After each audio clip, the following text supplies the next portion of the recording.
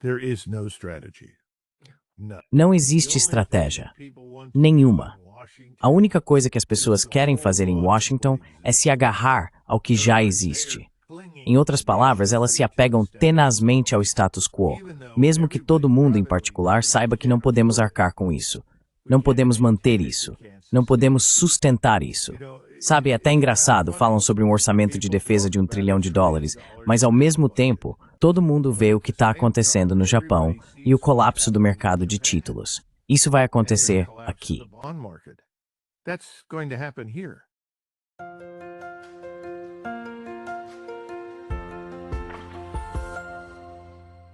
Hello everybody, this is Pascal from Neutrality Studies. Olá pessoal, aqui é o Pascal do Neutrality Studies e hoje estou conversando novamente com o Coronel Douglas McGregor, um veterano de combate e um analista prolífico aqui no YouTube.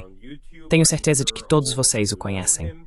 Queremos discutir as novidades nos muitos conflitos ao redor do mundo.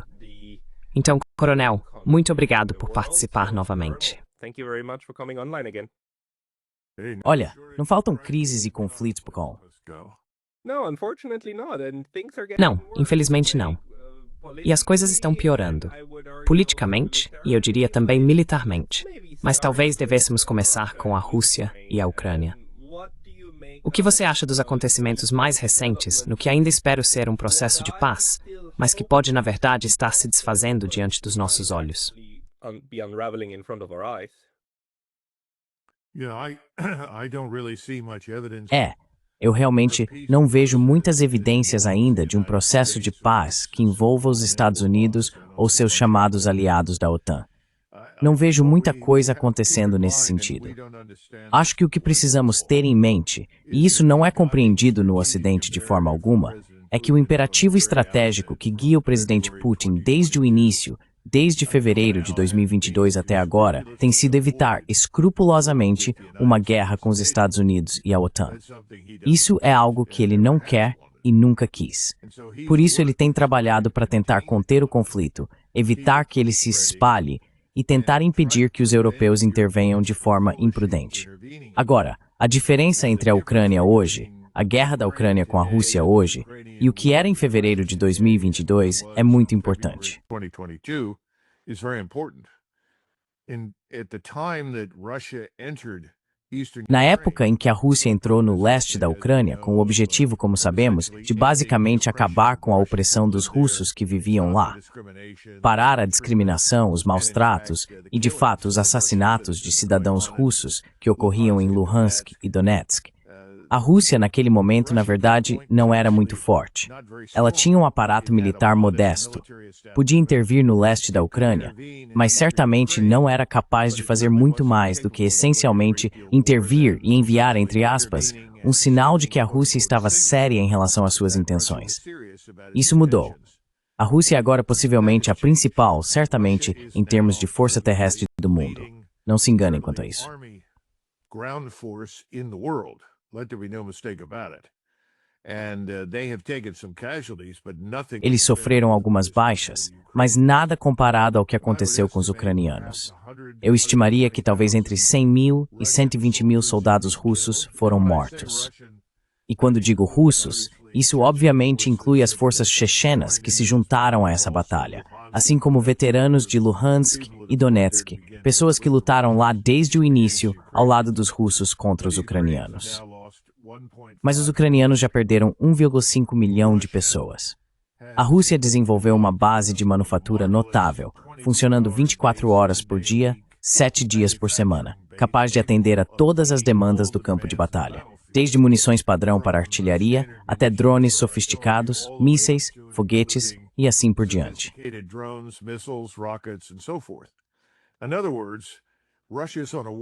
Em outras palavras, a Rússia está em clima de guerra. A Rússia venceu efetivamente a luta no campo de batalha e agora está prestes a completar a destruição de seu inimigo.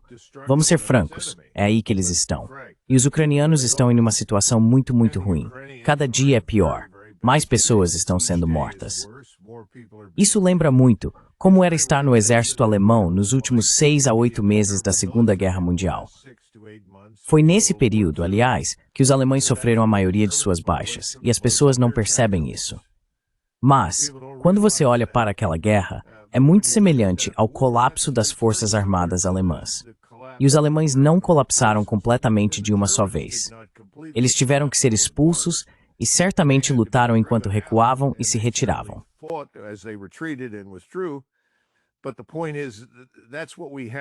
Mas a questão é que é isso que temos agora com os ucranianos. Agora, a diferença é que acho que as coisas mudaram dentro da Ucrânia. Agora estamos ouvindo que há um grande número de organizações ucranianas, você pode chamá-las de gangues, como quiser, que estão basicamente obstruindo o recrutamento forçado de ucranianos para o exército. Em outras palavras, eles não estão permitindo que homens idosos, jovens ou qualquer homem que possa ser encontrado nas ruas seja capturado, jogado em vans e enviado para algumas semanas de orientação e depois morto na frente oriental contra os russos. Eles estão impedindo isso.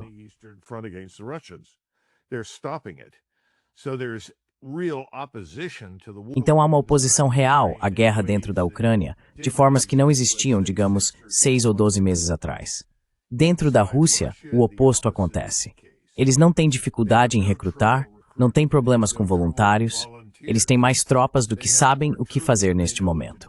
Em outras palavras, eles têm quase mais do que conseguem treinar, equipar e preparar adequadamente para operações do que realmente precisam. Mas ainda assim, continuam recebendo mais. Eles estão trazendo mais pessoas, estão equipando essas pessoas, e têm forças suficientes para agora poderem rotacionar rotineiramente dentro e fora da zona de combate e gradualmente introduzir novas formações na linha de frente para que possam aprender a lutar sem sofrer grandes perdas no processo.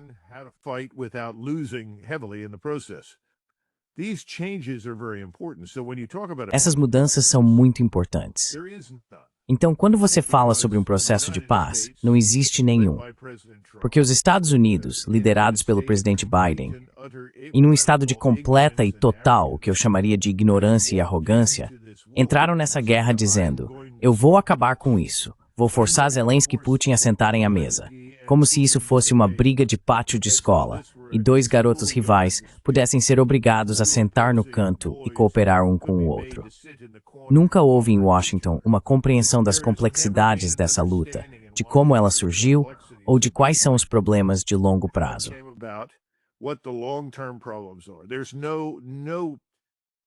Não há compreensão do que os russos continuamente se referem como os problemas de raiz, nem houve qualquer disposição para abordá-los. E os legítimos interesses de segurança nacional da Rússia foram tratados com completo desprezo. Agora, Trump é irrelevante. Os Estados Unidos são irrelevantes. E Biden basicamente jogou a toalha, se afastou e abdicou da responsabilidade pelo conflito. Enquanto isso, as pessoas que sempre quiseram essa guerra com o objetivo de prejudicar a Rússia, que estão sentadas no Senado, na Câmara, na CIA e possivelmente no Departamento de Defesa ou no Departamento de Estado, estão no comando. Então eles continuam fornecendo ajuda e continuam impulsionando a guerra. É aí que estamos.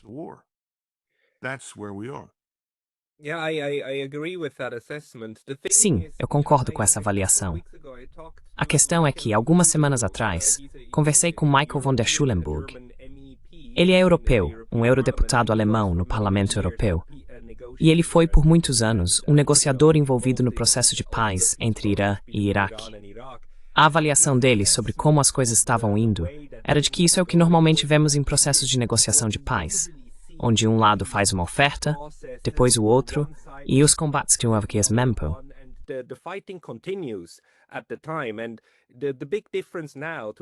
A grande diferença agora, em comparação com, digamos, meio ano atrás, quando o Sr. Biden ainda estava no cargo, é que de fato temos conversas acontecendo, ligações telefônicas, delegações se encontrando em Istambul. Você tem alguma esperança nesse processo político que está caminhando lado a lado com o conflito? Os russos deixaram claro que não vão concordar com um cessar-fogo para depois negociar. Eles vão negociar enquanto os combates continuam. Só quando houver um acordo firme, que os russos acreditem que realmente ajudará a resolver o problema como um todo, é que os tiros vão cessar. Como você vê a evolução dessa estratégia de trilha paralela dos russos?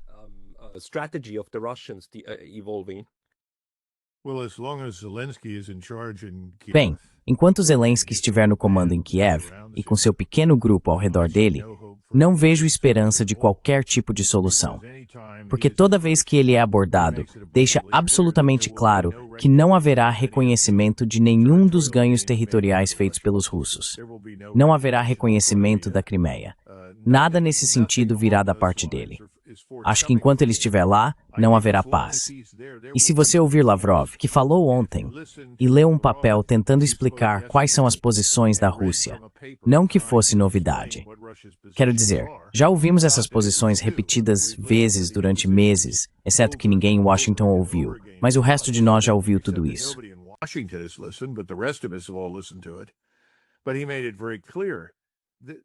Mas ele deixou muito claro que isso é um impasse. E enquanto esse regime estiver no poder, os russos não vão abandonar os falantes de russo no leste da Ucrânia, efetivamente, russos no leste da Ucrânia, à mercê dos ucranianos. Porque eles sabem que com esse regime no comando, se fizessem isso, o SBU, ou seja, a polícia secreta ucraniana, simplesmente apareceria e começaria a atirar na cabeça de todo mundo. E isso é inaceitável. Na verdade, muita gente não entende isso. Quando os russos entraram pela primeira vez no leste da Ucrânia, eles receberam a ordem: não atirem em ninguém, a menos que estejam sendo atacados. Evitem qualquer confronto, se possível.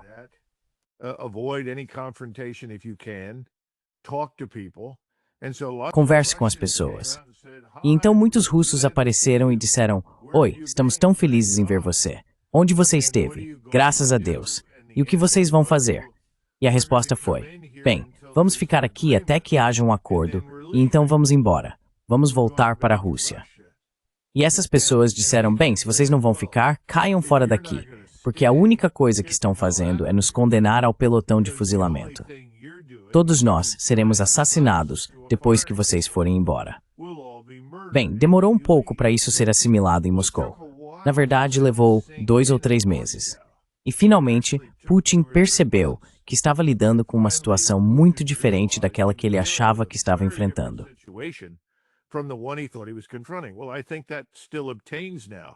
Bem, acho que isso ainda se aplica agora, só que de forma muito mais clara.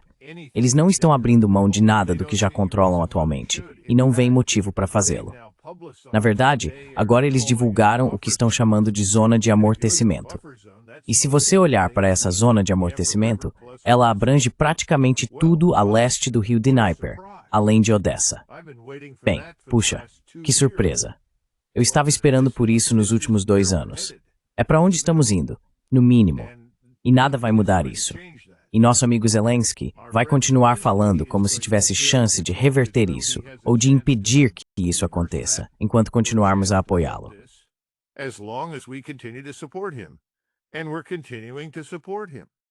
E continuamos apoiando ele. Então, na sua avaliação, a ideia de uma zona de amortecimento, na minha visão, o caso ideal para a Rússia teria sido a totalidade da Ucrânia como zona de amortecimento, como um estado neutro, certo? Sim, essa era a ideia. E agora parece que os russos estão desistindo disso e dizendo: ok, se não podemos ter uma grande zona de amortecimento, então queremos pelo menos uma zona de amortecimento militar de 150 a 200 quilômetros, para garantir que nem mesmo os foguetes pequenos mais rápidos possam nos alcançar rapidamente, certo? Você acha que essa é a nova estratégia agora?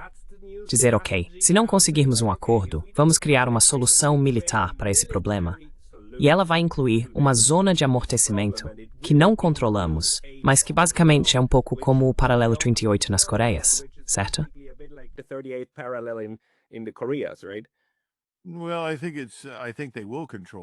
Bem, eu acho que eles vão controlar isso. Na verdade, acho que antes mesmo de estabelecerem a chamada zona de amortecimento, eles vão eliminar a presença militar ucraniana ali. Não acho que eles vão tolerar isso. Então acredito que no final das contas, tudo até o rio Dnieper será limpo de ucranianos. E depois eles vão avançar para Odessa. Lembre-se, Odessa é o principal ponto de reabastecimento para o exército ucraniano. Certamente enviamos coisas para a Polônia, mandamos coisas pela Polônia para a Ucrânia, mas eles recebem uma quantidade enorme de apoio. Suprimentos, tudo, de munição a comida, por Odessa. Então, ignorar Odessa e deixá-la nas mãos dos ucranianos é algo que não acho que os russos vão fazer. Acho que precisamos olhar para isso de uma forma um pouco diferente. I think we have to look at this a little differently. I think, yes, they've concluded that what reason Acho que do they sim, have to eles believe concluíram isso. anything we say? Que motivo eles têm para acreditar em qualquer coisa que dizemos? Essa é a primeira pergunta. Veja o que aconteceu com os acordos de Minsk. Obviamente, Putin assinou aquilo, e eles fizeram o presidente Putin de bobo, sejamos francos. Putin e Lavrov pareceram tolos e estúpidos. Eles acreditaram no que Merkel, Obama e, posteriormente, Trump disseram. Era tudo bobagem. Nunca teve qualquer base real. Então, se você já passou por essa história de Minsk, no que vai acreditar, a menos que atravesse o rio e elimine esse regime em Kiev. E neste momento, não acho que eles tenham decidido fazer isso, mas acho que estão chegando mais perto a cada dia que passa. Mas o que eles já decidiram é que tudo até o rio ficará sob controle russo.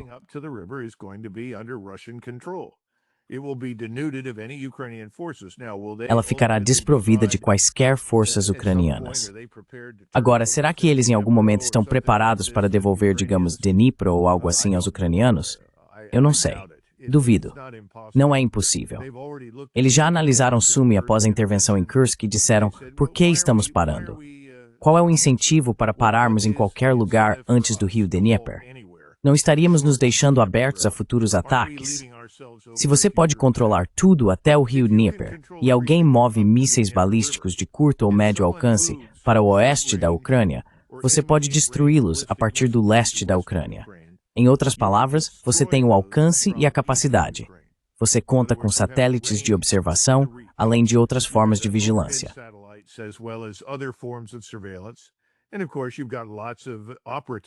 E claro, você tem muitos agentes no terreno que vão pegar o celular e te contar o que você quer saber. Então os russos, eu acho, estão dizendo: se não podemos conseguir um Estado verdadeiramente neutro, porque não sabemos se podemos confiar em um acordo que crie um Estado neutro na Ucrânia Ocidental, se ocuparmos e controlarmos tudo até o rio, além de Odessa, provavelmente teremos o controle da região se precisarmos. Em outras palavras, se tivermos que atacar para o oeste, se tivermos que destruir algo que vemos por lá, se virmos as coisas se desenvolverem como vimos no passado, então podemos atacar. Então acho que esse é o tipo de pensamento por trás dos bastidores. Estou especulando, não recebo informações do Estado-Maior russo, isso tornaria a vida muito mais fácil. Mas a questão é que acho que essa é a mentalidade no momento.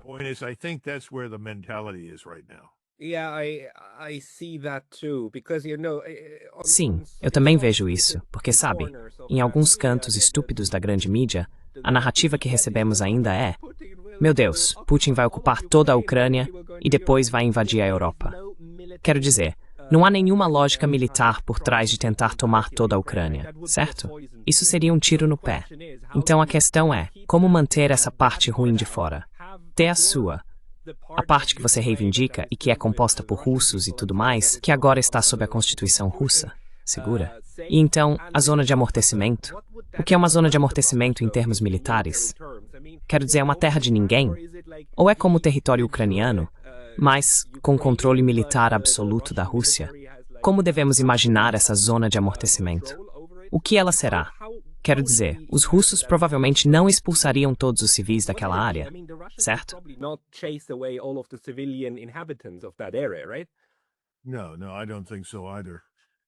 Não, eu também não acho.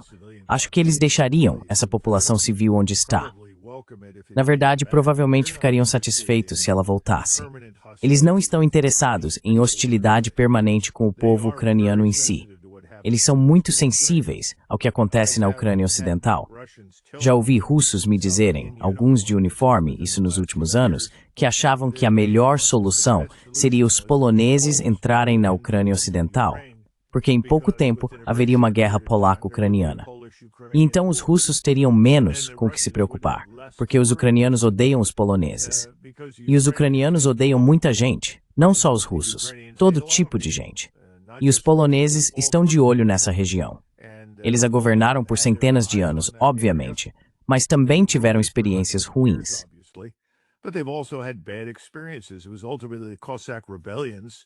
Foram, em última análise, as rebeliões cossacas que enfraqueceram tanto a Polônia que ela acabou desaparecendo do mapa porque não conseguia se autogovernar. Então veja, os russos conhecem a história e você está absolutamente certo. Não há nenhum interesse em entrar na Ucrânia Ocidental sob nenhuma circunstância. Portanto, a ideia de que isso já passou pela cabeça de alguém é simplesmente um absurdo. Na verdade, acho que eles ficariam muito gratos se os poloneses, os eslovacos, os húngaros, o povo da Moldávia e os romenos se sentassem e dissessem: olha, vamos resolver isso, vamos chegar a algum tipo de acordo. E acho que isso pode acontecer, no fim das contas. Mas, infelizmente, no momento, estamos tornando isso impossível. Você ouviu o anúncio do chanceler Scholz, que agora diz que não há restrições ao uso das armas de ataque com alcance de 300 milhas ou 500 quilômetros.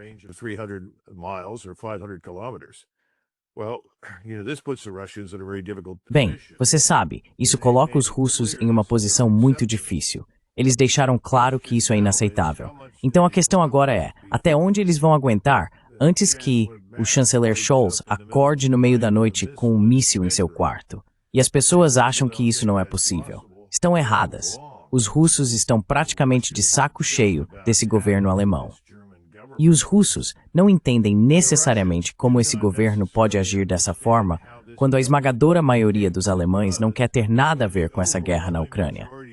Assim como a esmagadora maioria dos poloneses também não quer. Eles têm esperado que essas pessoas mudem seus governos. Eu sei disso com certeza.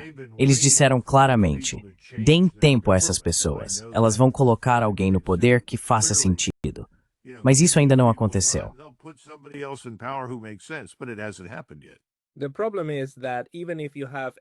O problema é que mesmo que você tenha 85, 90% da população contra a guerra com a Rússia, se você conseguir provocar a Rússia a dar o primeiro tiro, então você terá essa guerra.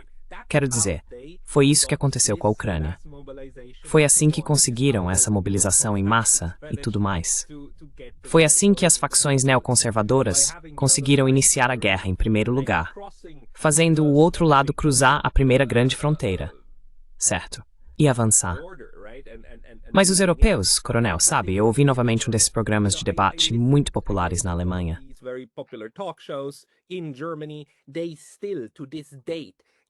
Eles ainda, até hoje, argumentam: não podemos recompensar a Rússia com territórios.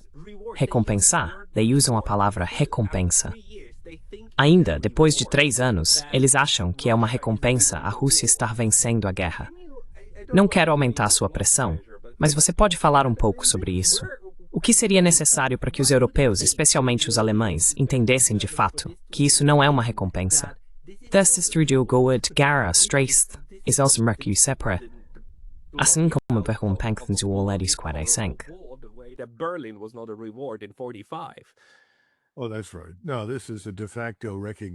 É verdade. Não, isso é um reconhecimento de fato do que existe e que não é reversível nesse estágio. Nem deveria ser, francamente, considerando os interesses da Rússia. Eu acho, e tenho muitos amigos na Alemanha e converso com eles, como você sabe. Eles me dizem que houve uma mudança radical na opinião pública na Alemanha. Em primeiro lugar, os alemães estão cansados de todos os estrangeiros que têm em seu país, não apenas muçulmanos. Eles também estão cansados dos ucranianos que estão na Alemanha, assim como os poloneses estão cansados dos 3 milhões de ucranianos em seu país. Muita gente não sabe disso, mas é um detalhe interessante.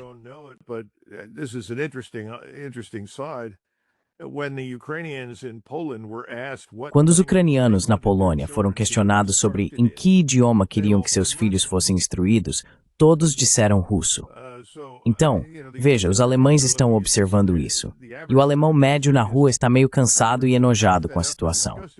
Agora, o que você está dizendo é que se Merz acabar com um míssil em seu quarto, toda a nação alemã vai de repente se mobilizar, se equipar e marchar para o leste. Não, eu não vejo isso acontecendo. Em primeiro lugar, esses estabelecimentos militares na Europa, especialmente na Europa Ocidental, estão tão atrasados, eles são tão complacentes, a disciplina deles é tão fraca. Levaria uma década para se recuperar do estado atual de suas forças armadas.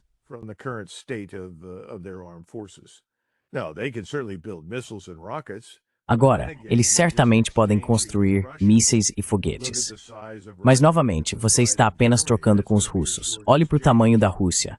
Olhe para o tamanho da Alemanha. Vai ser uma troca curta. Não vejo os alemães fazendo isso. Acho que os alemães estão cada vez mais insatisfeitos com MERS e todos os outros. E o interessante é que isso tem sido maravilhoso para a alternativa para a Alemanha. O AfD se beneficiou enormemente com isso, mas eles também continuam sendo excluídos do processo político. Eles são mantidos fora de tudo. Então, se você olhar para isso, é uma espécie de nacionalsocialismo ao contrário.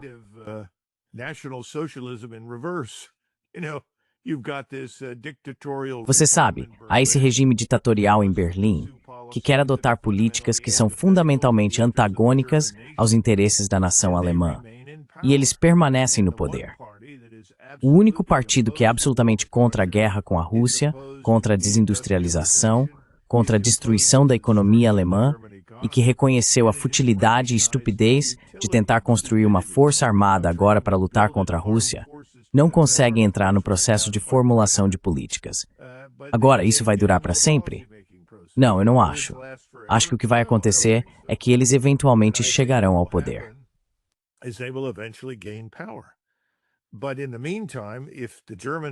Mas enquanto isso, se o povo alemão tiver alguma influência em qualquer coisa, e acho que teria no caso de uma guerra com a Rússia, eles se oporiam, especialmente porque deixamos isso claro. E esse é outro fenômeno estranho. Por um lado, você tem Trump adotando uma linguagem belicosa, fazendo declarações que não têm relação com a realidade, coisas que ele rejeitava há 120 dias, 180 dias. Ele não teria dito nada disso.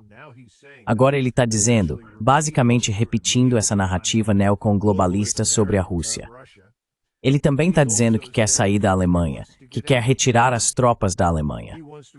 Bem, se você é alemão e vê que os americanos querem sair, você acha que ele está falando sério sobre isso? Eu simplesmente não consigo. Não é que Glasland Sash? Olha, uma das coisas, em uma conversa privada com ele, em novembro de 2020, ele deixou absolutamente claro que estava mortalmente sério. E não foi a primeira vez. Ele há muito tempo sente que os europeus deveriam ser seus próprios primeiros socorristas. O presidente Trump não é tolo. Ele entende, assim como Eisenhower entendeu nos anos 1950, que não haverá uma nova invasão da Normandia. Isso não vai acontecer. Não vamos voltar com milhões de soldados. Não podemos fazer isso. A tecnologia da guerra mudou. E se formos enviar algo significativo para alguém, terá que ser por via marítima. E hoje, qualquer comboio que atravesse o Atlântico ou o Pacífico com grandes quantidades de tropas e material será identificado e, em última análise, destruído, seja por ataques de mísseis de precisão lançados do solo ou do ar ou por submarinos. Então acabou. E ele sabe que acabou. E that's what Einstein next são. It's an omed no panis race. And we discordal not.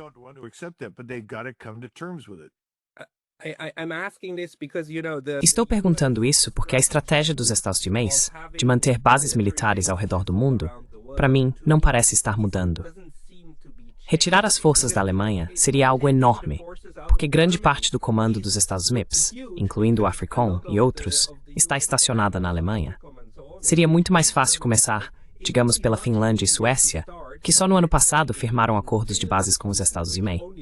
Ele poderia cancelar esses acordos, mas são 15 e 17 bases americanas em cada país.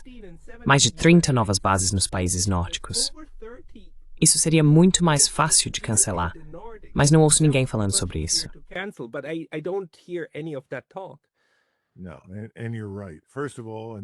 Não, e você está certo. Antes de tudo, e isso é muito importante de entender, a maioria dos europeus não consegue compreender isso, e eles precisam entender. Não existe estratégia. Nenhuma. A única coisa que as pessoas querem fazer em Washington é manter o que já existe. Em outras palavras, eles estão se agarrando tenazmente ao status quo, mesmo que todos, em particular, saibam que não podemos arcar com isso. Não podemos manter isso. Não podemos sustentar isso. Sabe, é até engraçado. As pessoas falam sobre um orçamento de defesa de $1 trilhão, mas ao mesmo tempo todo mundo vê o que está acontecendo no Japão e o colapso do mercado de títulos. Isso vai acontecer aqui. Estamos em cerca de 4,5% nos títulos do Tesouro de 10 anos.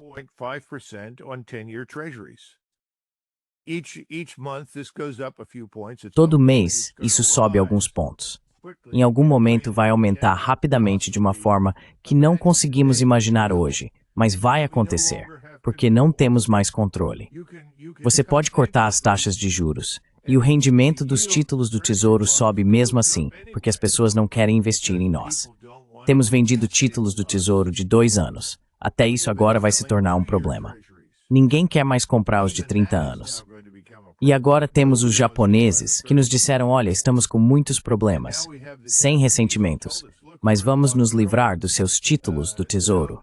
Vamos nos desfazer deles. Eles não valem nada. Os chineses também fazem isso.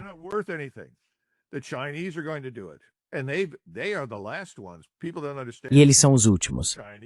As pessoas não entendem isso. Os chineses não querem se tornar a moeda de reserva. Eles estão muito felizes em deixar que a gente faça isso. Sempre foram. Esse é outro mito, a China maligna que quer conquistar o mundo e dominar a Ásia. Sabe, se os chineses realmente quisessem dominar a Ásia, existe uma organização chamada Tóquio. Eles teriam algo a dizer sobre isso. Isso não vai acontecer. E os vietnamitas também nunca tolerariam isso. Da última vez que os chineses desafiaram os vietnamitas, o resultado foi muito insatisfatório. Olha, estamos vivendo na Ilha da Fantasia em Washington. Washington, D.C. é a Ilha da Fantasia. Washington, D.C. is Fantasy Island. We can't afford any of it. Não podemos arcar com nada disso. Gastamos até a beira do abismo. Estamos caminhando para uma recessão severa, que pode se tornar uma depressão, especialmente se acabarmos entrando em uma guerra no Oriente Médio, algo sobre o qual ainda não falamos. Isso desencadearia uma catástrofe aqui.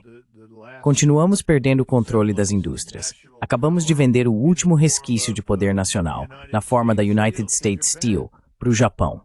Quero dizer, ninguém que eu conhecia quando vivia nos anos 50 e 60, se eu dissesse que os japoneses iam comprar a US Steel, as pessoas diriam que é impossível. Você perdeu a cabeça. Estamos em uma situação ruim, Pascal. Essa é a verdade. Então são os Estados Unidos, sabe, fingindo ser um caça-jato, quando na verdade é mais como um enorme balão de ar quente. E alguma coisa vai ceder em algum momento.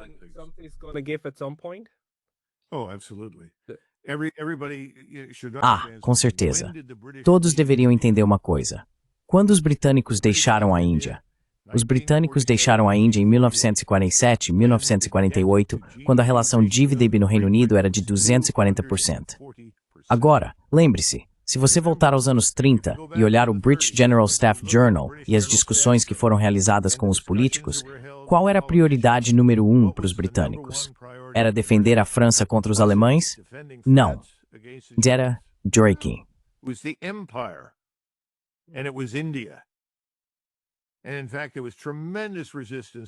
Na verdade, houve uma resistência enorme ao que Churchill queria fazer, porque continuavam apontando para Stalin e os soviéticos e dizendo, esse é o verdadeiro inimigo.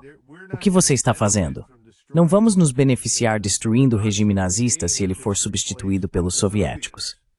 Bem, todos nós sabemos o resto da história. Enquanto isso, tudo aquilo pelo qual eles insistiam que estavam lutando, o que aconteceu com isso? Desapareceu. Quando as coisas ficarem ruins aqui, a primeira coisa que faremos será com as forças no exterior e trazê-las de volta para casa. É muito mais barato manter as forças aqui do que mantê-las no exterior.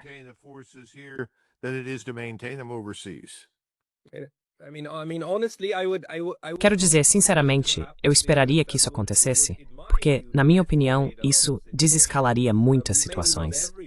Talvez não em todos os lugares. O único lugar que sempre vai tentar intervir politicamente o máximo possível para evitar que isso aconteça é Israel. O que você acha que é o papel de Israel, digamos, na redução do Império dos Elsonames?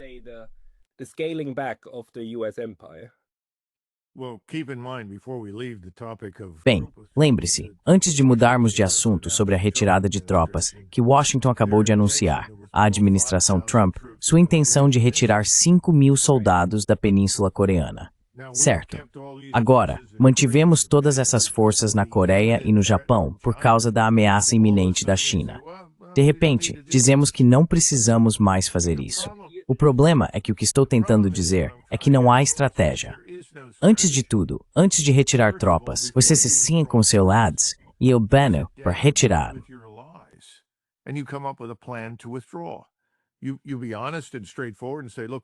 Você deve ser honesto e direto e dizer, olha, não podemos ficar aqui com o número de pessoas que temos. Precisamos cortar custos. Vamos ter que fazer retiradas. E você resolve isso. Você deveria resolver isso com os alemães, com os italianos. Você mencionou os suecos e os finlandeses, que aparentemente apostaram tudo na chegada das forças dos Estados Unidos, o que é pura loucura. Mas a questão é que eu não vejo nenhuma estratégia. Ninguém está em Tóquio ou Seul dizendo, olha, queremos coordenar essas retiradas. Nós simplesmente vamos começar a sair e vamos tentar fazer isso no meio da noite.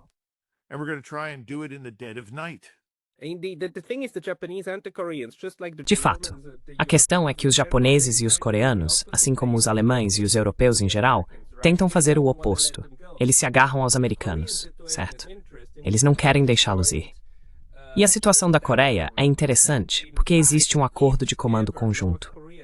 Na verdade, se a Coreia do Norte algum dia cruzar o paralelo 38, a pessoa responsável, o general encarregado tanto das forças dos Estados Unidos quanto das forças coreanas, seria um general americano. O general americano comandaria também as forças coreanas. E esse acordo ainda está em vigor. Eu sei que os Estados e a Coreia estavam conversando sobre mudar isso, mas no momento ainda está em vigor. Eles estão tão interligados, especialmente aqui na Ásia.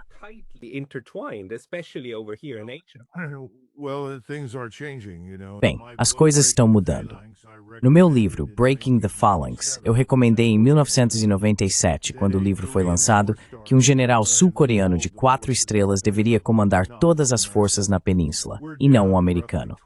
Atualmente temos cerca de 23 mil no exército e mais uns 6 mil na marinha e na força aérea.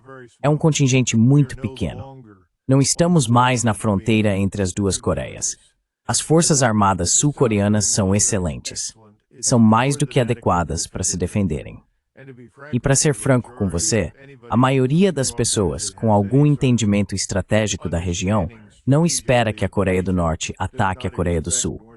Na verdade, eles estão desenvolvendo um relacionamento muito bom com Pequim. E a última coisa que Pequim quer é uma guerra na Península Coreana.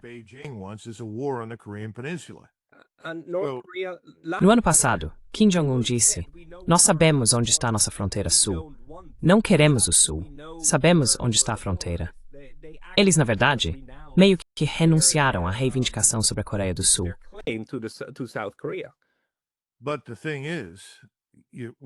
Mas a questão é que precisamos conversar com eles.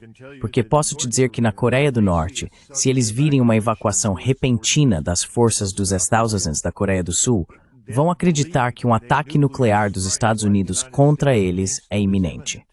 Agora, isso pode parecer estranho para você e para mim, mas é preciso entender a mentalidade norte-coreana que se desenvolveu ali ao longo de muitas décadas.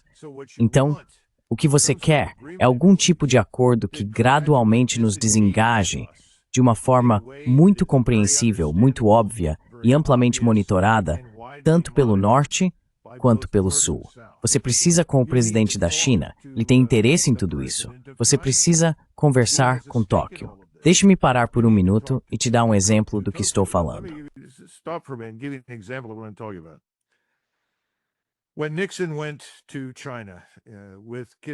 Quando Nixon foi à China com Kissinger, depois que eles tiveram suas discussões e assinaram seus acordos e tudo mais, Deng Xiaoping se virou para Kissinger e perguntou, você já foi a Tóquio?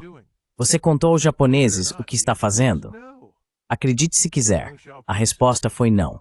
Deng Xiaoping disse, você deveria conversar com os japoneses. Sabe, nós os conhecemos muito bem. Eles têm interesse no que está acontecendo e você deveria falar com eles. Mantenha-os informados. Mantenha-os envolvidos. Nós, China, queremos boas relações com os japoneses. Então, o meu ponto é, isso é pura estupidez americana, certo? Somos governados pela arrogância e ignorância. Somos efusivos em nos elogiar. Nos vemos de maneiras irreais. All you have to do is listen to President Trump. Tudo o que você precisa fazer é ouvir o presidente Trump.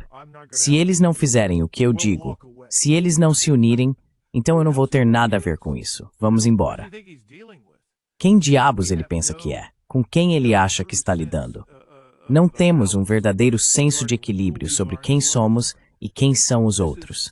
E isso é perigoso. E é muito perigoso para os europeus.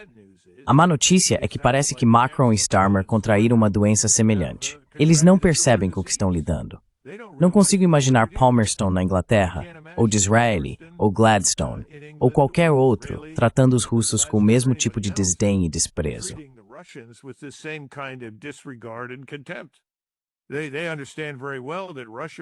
Eles entendem muito bem que a Rússia pode ser muitas coisas, mas a Rússia é uma grande potência e tem uma influência enorme. Você não a trata mal, mas nós tratamos. Nós tratamos outros países mal e achamos que todos devem se curvar diante de nós. Então, só quero deixar isso claro antes de entrarmos no Oriente Médio, porque essas são coisas que os europeus precisam entender sobre nós. Lembre-se, eu amo meu país e acho que os americanos têm muitas qualidades, mas estamos falando de um governo, não do povo americano. Estamos falando de um governo com uma visão irrealista de si mesmo e do resto do mundo. Lembre-se, é a Ilha da Fantasia. Eu mencionei a rebelião dos cossacos.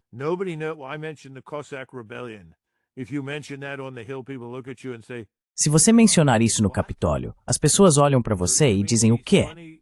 Você quer dizer aqueles caras engraçados que usam chapéus estranhos e andam a cavalo? Quero dizer, esse é o nível de ignorância. Este país é literalmente um planeta à parte. Os europeus precisam entender isso.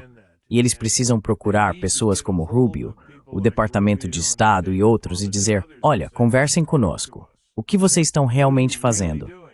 Ninguém realmente sabe. Você sabe, o Trump acabou de fazer várias declarações contraditórias. Se contradisse completamente, mudou 180 graus em relação ao que dizia há alguns meses. E todo mundo age como se isso não fosse nada demais. Mas é algo muito sério. Precisamos nos alinhar com o resto do mundo.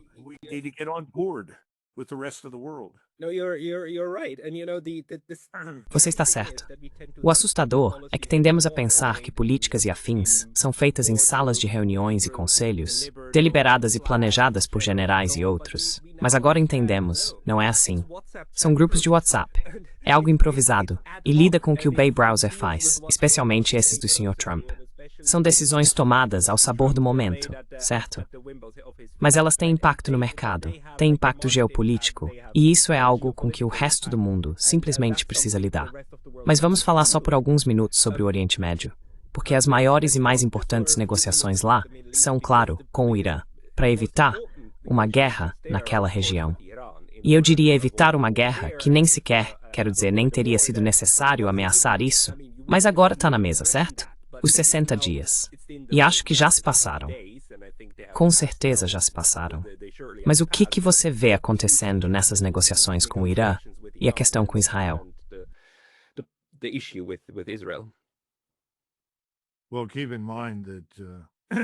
Bem, lembre-se de que o enviado do presidente Trump, não só para Moscou, mas mais recentemente para o Irã e o Oriente Médio, tem sido seu parceiro de golfe e magnata do setor imobiliário, o Sr. Witkoff.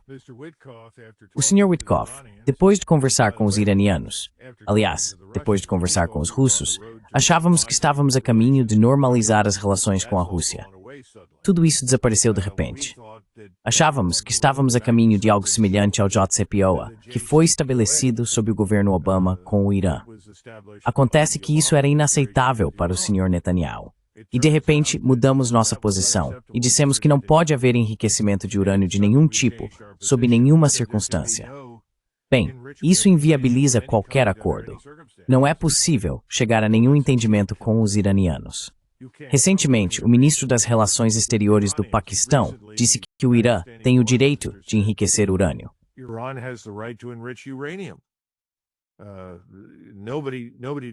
Ninguém discute isso, e isso não pode fazer parte de um acordo. Bem, obviamente os paquistaneses têm suas próprias armas nucleares, assim como os indianos. E outros já analisaram isso e sabem que Israel está bem armado com armas nucleares. Portanto, na visão deles, não se pode excluir isso de qualquer acordo com o Irã. E acho que outra questão que surgiu, claro, é o arsenal de mísseis balísticos. O Sr. Netanyahu queria limites nesses alcances. E claro, o Sr. Netanyahu disse no Salão Oval que o que ele realmente quer é a solução líbia para o Irã. Não acho que sua opinião tenha mudado. E é importante que todos tenham em mente que o Sr. Netanyahu atualmente tem muito mais influência no Senado e na Câmara dos Estados Unidos sobre o que eles fazem, pelo que votam e no que pensam do que o Sr. Trump. É muito triste. Mas, quero dizer, olhando para o número de aplausos de pé, sim.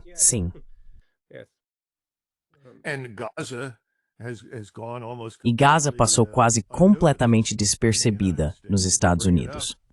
Se você menciona o assunto, bem, obviamente você é um antissemita. Se você sugere que os Estados Unidos não deveriam apoiar um programa de assassinato em massa e expulsão de pessoas de Gaza, ou aliás da Cisjordânia, que também está na pauta, você não sabe do que está falando e deve ser um antissemita. Foi surpreendente para mim, depois de todo esse tempo, que o governo alemão finalmente tenha acordado e dito que isso é inaceitável para eles. Eles estão em uma espécie de turnê de desculpas há 80 anos, e tem sido muito difícil para eles tomarem qualquer posição crítica em relação a Israel. Finalmente, reconheceram que isso está errado. Não vejo isso acontecendo tão cedo nos Estados Unidos. Então, acho que agora é difícil prever com certeza, mas ainda estamos no caminho para um conflito com o Irã. Agora, você provavelmente vai perguntar, como isso pode acontecer? E podemos falar sobre isso se você quiser.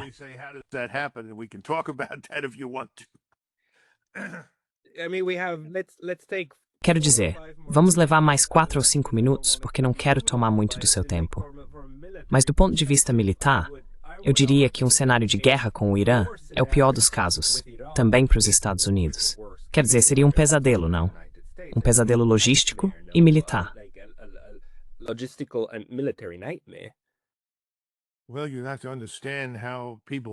Bem, você precisa entender como as pessoas em Washington veem o conflito com o Irã. A primeira coisa que vão te dizer é que não haverá envolvimento de forças terrestres. Bem, isso é verdade. Não temos tropas para enviar. Nosso exército é lamentavelmente pequeno. Ele não está em condições de montar uma grande ofensiva terrestre em nenhum lugar do mundo neste momento. O Corpo de Fuzileiros Navais, que normalmente é usado para reforçar ou expandir o exército, também não está em posição de apoiar o exército. Passou por mudanças profundas. Simplesmente não conseguiria lutar nesse ambiente convencional de alta intensidade. Então, não haverá forças terrestres. Esse é o argumento. E aí surge a pergunta, o que está tentando alcançar?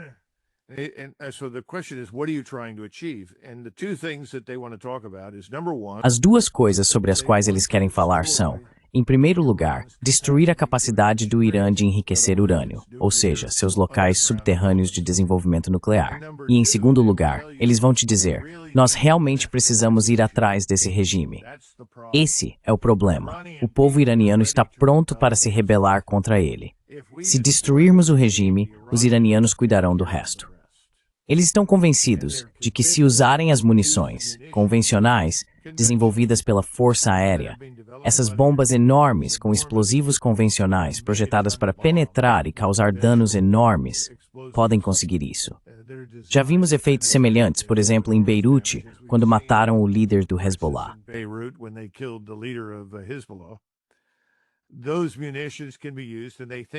Essas munições podem ser usadas e eles acham que terão sucesso. É assim que eles veem a situação.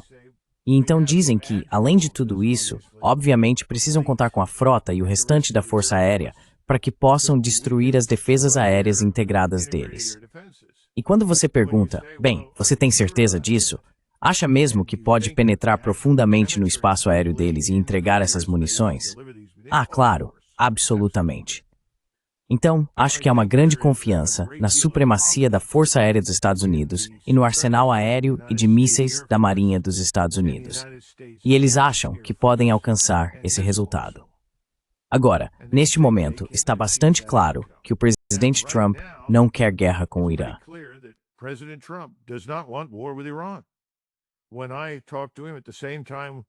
Quando conversei com ele, ao mesmo tempo em que discutíamos a retirada das forças da Alemanha, ficou muito claro para mim que ele não queria uma guerra com o Irã. Não é alguém que deseja guerra. Bem, tudo bem. Então é preciso evitá-la. E neste momento, ele não está em posição de fazer isso. Porque se o Sr. Netanyahu, de uma forma ou de outra, iniciar a guerra e acabar voando contra as defesas aéreas iranianas e lançando qualquer munição que possua, e neste momento, ele tem praticamente tudo o que nós temos, ou, até mesmo no pior cenário, decidir usar uma arma nuclear de baixo rendimento para destruir o local, o que eu acho que seria um erro catastrófico, mas está na mesa para os israelenses. Inevitavelmente, seríamos arrastados para isso ao lado deles.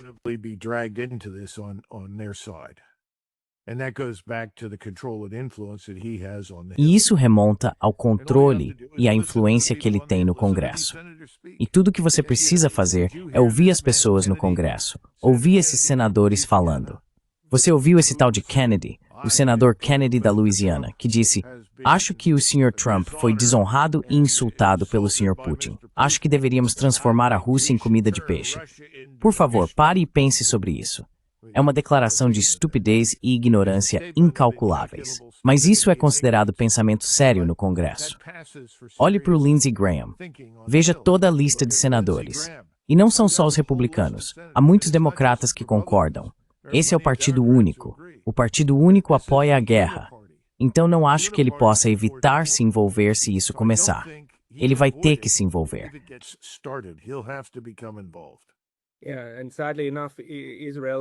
Sim.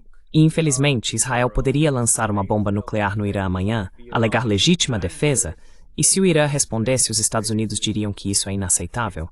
Quero dizer, esse é o nível a que chegamos atualmente com a impunidade de Israel. E isso está causando estragos. Coronel, se as pessoas quiserem acompanhar seus textos, onde devem procurar?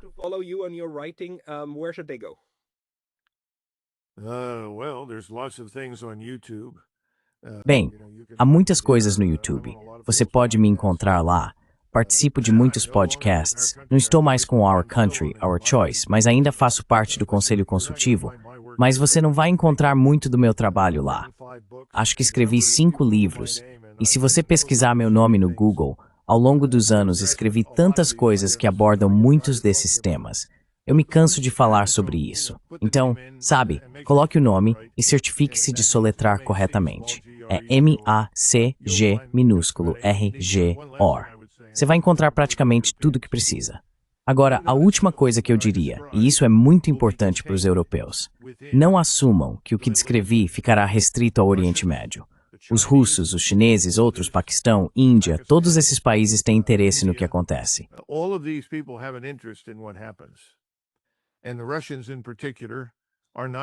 E, em particular, os russos não vão permitir que polarizemos o Irã até a submissão. Acho que os chineses também não permitirão.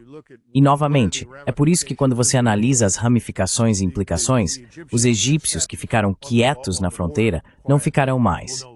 Eles vão atacar. Até mesmo os jordanianos, que têm mais a perder porque são os menos estáveis, atacariam. E então a verdadeira questão é, o que os turcos farão? Os turcos têm colaborado. Você viu o Sr. Trump ir ao Oriente Médio.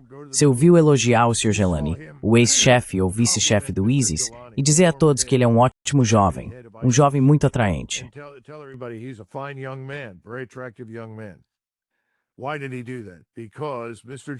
Por que ele fez isso? Porque o Sr. Gelani responde ao Sr. Erdogan na Turquia. Sem o envolvimento turco na destruição do regime Assad, nada por lá teria mudado. Neste momento, o que ele está tentando fazer é manter essa aliança cooperativa turco-israelense, porque está tentando garantir que eles alcancem a hegemonia sobre a região. Bem, isso pode não funcionar porque os turcos têm uma visão diferente de seu relacionamento com Israel neste momento. E esse relacionamento pode mudar tão repentinamente quanto a relação nazista-soviética mudou em junho de 41. Portanto, todas essas coisas precisam ser levadas em consideração.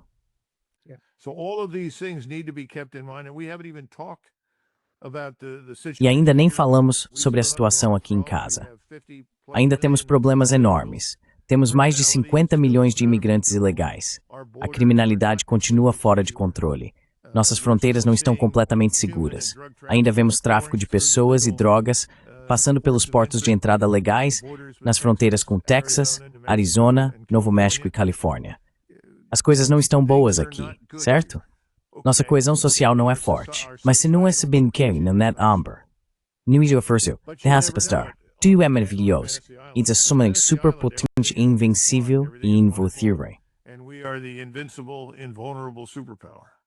Yeah, and Fantasy Island has the big Sim, broadcasting. e a Ilha da Fantasia tem as grandes emissoras de televisão. Então a Ilha da Fantasia parece ser os Estados Unidos, para quem está de fora. Mas, Coronel, agradeço muito pelos seus insights e pela conversa franca. Esperamos tê-lo novamente em breve. Desejo uma ótima noite para você. And I wish you a very good evening. Well, Bem, o mesmo para você, Pascal. Muito obrigado. much.